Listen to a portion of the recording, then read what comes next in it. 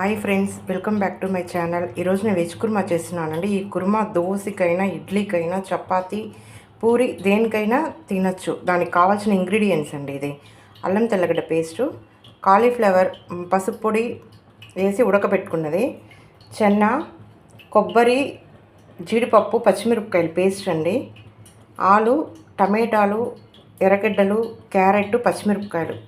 ఇవి కుర్మాకు తగిన ఇంగ్రీడియంట్స్ అండి. తర్వాత స్పైసెస్ ఇవి కొంచెం ఆ బిర్యానీ ఆకు పట్ట, అంతేనండి. పచ్చిమిరపకాయలు తీసి కొంచెం బ్రౌన్ కలర్గా వచ్చేదాకా ఫ్రై చేసుకోవాలి. దాంట్లో కొంచెం సాల్ట్, కొంచెం పసుపు పొడి,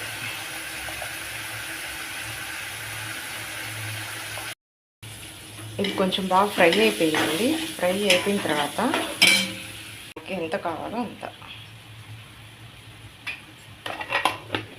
వేసేసి ఇది బాగా ఫ్రై చేసి అది వేసుకోవాలి.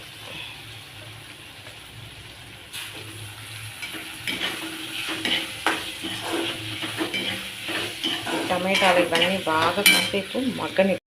ఇప్పుడు ఈ టమాటాలు, ఆనియన్స్ బాగా ఫ్రై అయిపోయినాయి. ఫ్రై అయిన తర్వాత క్యారెట్,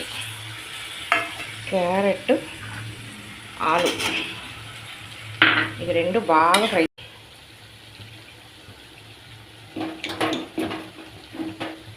కాలీఫ్లవరు చెన్న వేసేసి వాటర్ వేసానండి. బాగా మిక్స్ చేసి కాసేపు ఉడకబెట్టి కొబ్బరి, జీడిపప్పు, పచ్చిమిరపకాయలు పేస్ట్ వేస్తున్నానండి.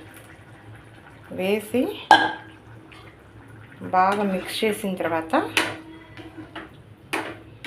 చపాతీకి మరీ వాటర్గా కాకుండా ఒక్కరవ్వ చిక్కగా ఉంటే బాగుంటుంది. కొద్దిగా వాటర్ వేసుకుంటే చాలు.